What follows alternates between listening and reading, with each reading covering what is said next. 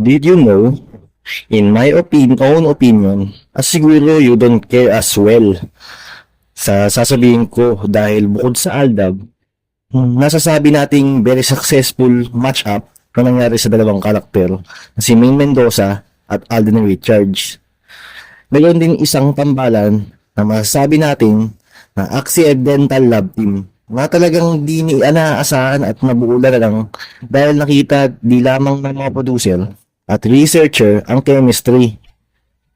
Pati na rin ang mga normal na tao na nanonood sa telebisyon at yun ang love team ni Bea Alonzo at John Lloyd Cruz. Si John Lloyd Cruz ay nagsimula sa teen-oriented show na Tabing Ilog at may yung ibang mga kilalang artista ngayon ay nagsimula din dito sa show na ito. Tulad ni Kea Bad, Paulo Contis, Desiree Del Valle, Karen Geisler, Jody Santa Maria, at marami pang artista na di ko nakilala. Tanda ko pa sa palabas na ito, ang naging partner at naging GF at asawa ng karakter ni John Lloyd ay si Kea Bad. Ang Tabing Ilog na show ay nagpakita ng story ng bawat karakter mula sa kanilang mga pagiging teenager at sa kanilang pamumuhay hanggang sa matapos ang show noong 2003. Siyempre, wala pang cellphone noon at kung isa kang normal na bata noon, malamang television lang din ang source ng paglilibangan at one way or another, makakapanood ka ng episode ng show na ito, tulad ng Tabing Ilog. Siyempre, paggabi na, may mga teleserye din na nalikha para tutukan ng mga tao ang show na ito. Tanda ko pa dati, may bagong show na pinakilala ng ABS-CBN para sa panggabi na time slot at tinawag nilang Primetime Bida. At ang title ng teleserye na ito ay Kay Tagal Kang Hinintay.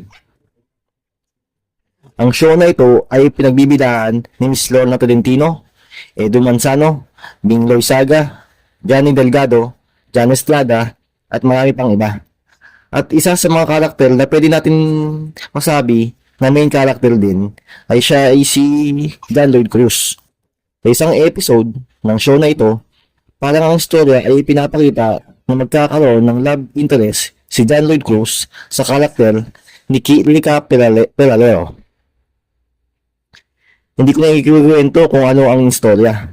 Itong teleserye na to ay typical na Pinoy soap opera na ginawang televised ng likha para sa panlasa at interest ng typical na Pilipino.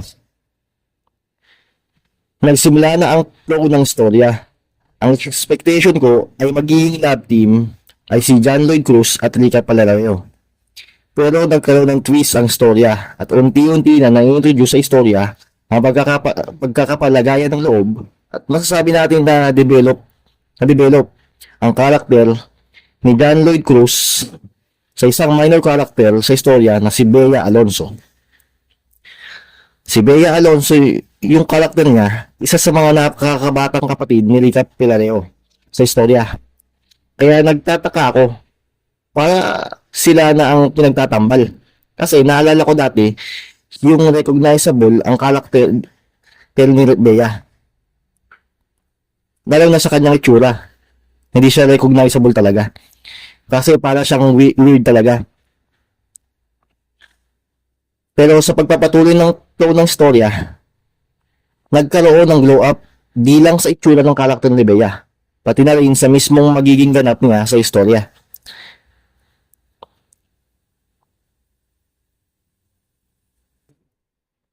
Kaya nagkaroon ng pagbabago sa flow ng love concept ng show na ito. Ngayon, si John Lloyd Cruz at si Bea Alonzo na ang magkatambal. Na-cancel na ang attempted love team ni Rica Pilareo at John Lloyd Cruz. Ang love team na sa teleserye na ito ay si John Lloyd Cruz at Rica Pilareo. Nagpatuloy ang istorya at si Rica Pilareo ay natambal sa karakter ni Bernard Palanca. Nakita ng mga viewers na may chemistry si John Lloyd at Bea at hanggang matapos ang teleserye, ang karakter nila ang nagkatuluyan.